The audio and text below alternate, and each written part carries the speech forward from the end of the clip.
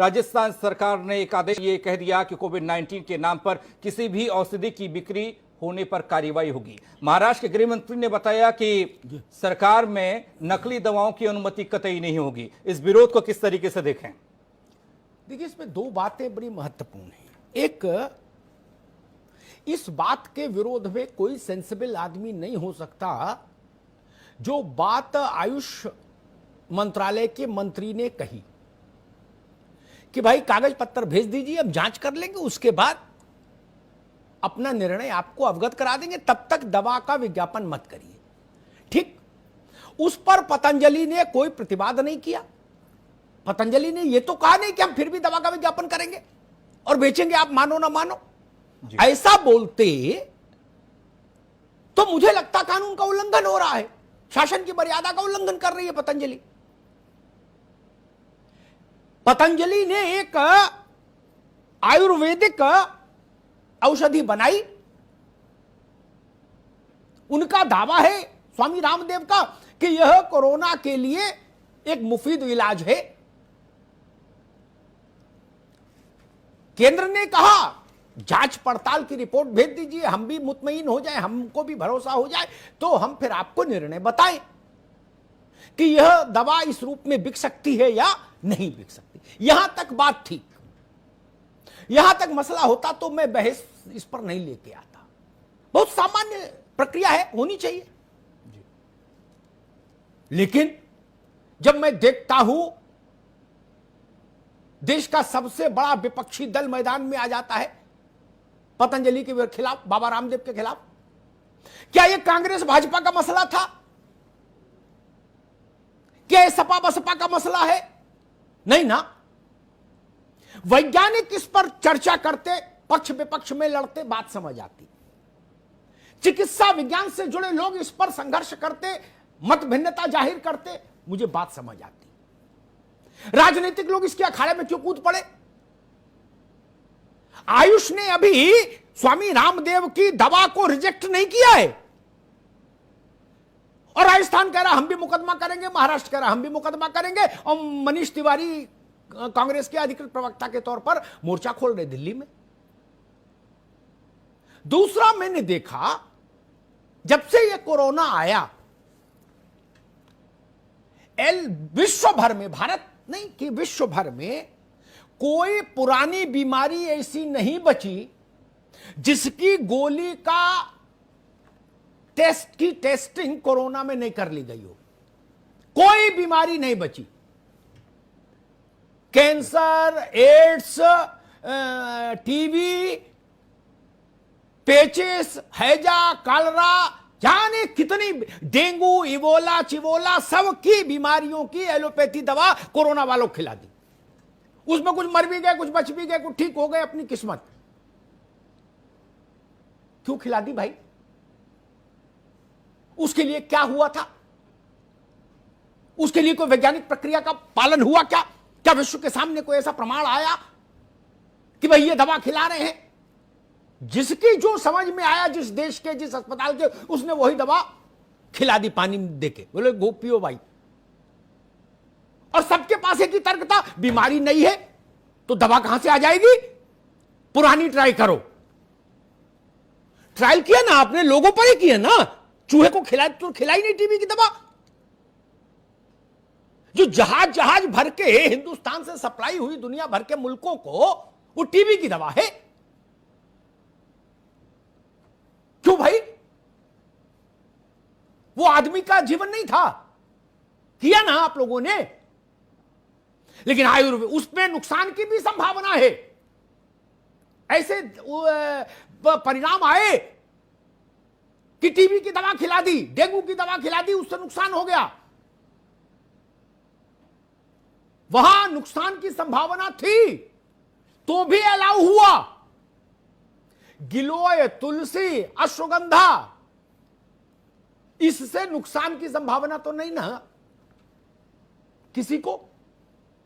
ऐसा तो कोई प्रमाण है नहीं कि गिलोय खा के आदमी मर गया, ये तुलसी का पत्ता चबा के मर गया, या मुलेठी खा के मर गया। और अगर ऐसा होता तो हिंदुस्तान की तो पूरी आबादी जने सैकड़ों हजारों वर्ष पहले निपट ली होती। हम लोग तो यही खा के जीवन जी रहे हैं। उस पर इतना बड़ा तमाशा खड़ा हो गया, पूरे मुल्क में लाठी चल गई, तलवारें चल गई, बोले बाबा ने बना कैसे ली दवा। एक तर्क आया, एक राज्य सरकार को मैंने सुना, उस राज्य सरकार ने कहा दावा गलत है, विज्ञापन गलत है और गलत विज्ञापन हमको मंजूर नहीं, इसलिए मुकदमा करेंगे। अच्छा जी, बड़ी अच्छी बात, करना चाहिए।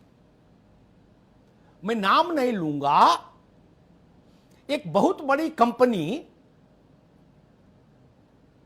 85 साल से क्रीम बना रही है, कहती है गोरे होने की क्रीम है। अमेरिका, जापान, ताइवान, चीन, हॉलैंड, पोलैंड सब मिलके आज तक ये नहीं तय कर पाए कि गोरेपन की कोई क्रीम भी होती है क्या। बिक रही है ना, बिक रही है ना। गंजे के बाल लाने की 1000 दवाएं तो भारत में है, अमेरिका में कितनी होंगी मुझे पता नहीं। साइंस कहती है कि बाल चले गए तो आएंगे नहीं, चाहे उल्टे लटक जाओ। बिक रही है ना। भारत के हर मेडिकल स्टोर पर लंबाई बढ़ाने की गोली, सिरप मिल रहा है कि नहीं, मिल रहा है कि नहीं। साइंस कहती है लंबाई गोली खाने से नहीं बढ़ सकती, खंबे पे लटकोगे तो बढ़ भी सकती है थोड़ी बहुत, गोली खाने से तो नहीं बढ़ती। पेड़ पे उल्टे लटको आम के पेड़ पे तो बढ़ जाएगी, लेकिन बिक रही है ना। लोगों ने कहा यह दवा खा लो तो दिमाग तेज हो जाएगा। साइंस कहती है दिमाग दवा खाने से तेज नहीं होता, 5 साल में आपका जितना आईक्यू डेवलप हो जाता है जीवन भर उतना ही रहता है। विज्ञान ये कहता है, अंतिम, आज तक की अंतिम फाइंडिंग ये है। फिर दवा कैसे बिक रही है दिमाग तेज करने की? बिक रही है ना, बिक रही है ना। मैं 1000 उदाहरण दे दूंगा, 1000। यह तरीका ठीक नहीं। विज्ञान की बात वैज्ञानिकों को करने दीजिए, सियासतदानों को क्या समझ। यह स्थिति ठीक नहीं। और मान लीजिए हम कहते हैं कि बाबा रामदेव की यह दवा आयुष मंत्रालय की मोहर पा गई, तो क्या यह गर्व की बात नहीं है देश के लिए? विदेश से ही आए दवा, अंग्रेजी में पत्ता छपा हो, वही दवा प्रामाणिक है। जब एंटीसेप्टिक नहीं था तो फिटकरी लगाते थे कि नहीं लगाते थे? पुरानी पीढ़ी के लोगों को पता होगा, दाढ़ी बनाते थे, कट जाता था, क्या लगाते थे? फिटकरी लगाते थे ना। पानी में क्या डालते थे? फिटकरी डालते थे ना। आज कोई फिटकरी बता देगा तो उसके खिलाफ मुकदमा कर दोगे। आपकी मर्जी, आप मत खाइए फिटकरी, लेकिन आप गोरेपन की क्रीम पर के खिलाफ नहीं होते। दोहरा चरित्र वहां है। आप लंबाई बढ़ाने वाली दवा के खिलाफ नहीं खड़े मोर्चा खोलते। और जितनी दवाएं रात में 12 बजे के बाद टीवी पर जिनका प्रचार आता है, वो दवाएं हैं, साइंस तो उनमें से किसी को इंडोर्स नहीं करती। सच्ची बात तो ये है। बिक रही है ना, और सबसे ज्यादा बिक रही है। फिर इसलिए विवेक से बात होनी चाहिए। आयुर्वेद का विरोध ठीक नहीं। एलोपैथी की उम्र कितनी और मानव की उम्र कितनी? क्या एलोपैथी मानव के साथ जन्मी है? नहीं। एलोपैथी का कितना इतिहास है। उससे पहले आदमी कैसे जिंदा रहता था? प्रकृति के साथ ही जिंदा रहता था, आयुर्वेद के साथ।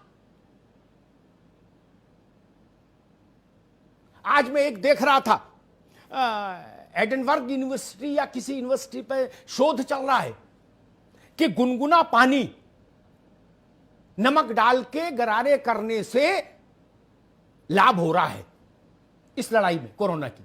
उसके खिलाफ भी मोर्चा खोलोगे? और ये बात बाबा रामदेव बोल दें तो मोर्चा खोल देंगे।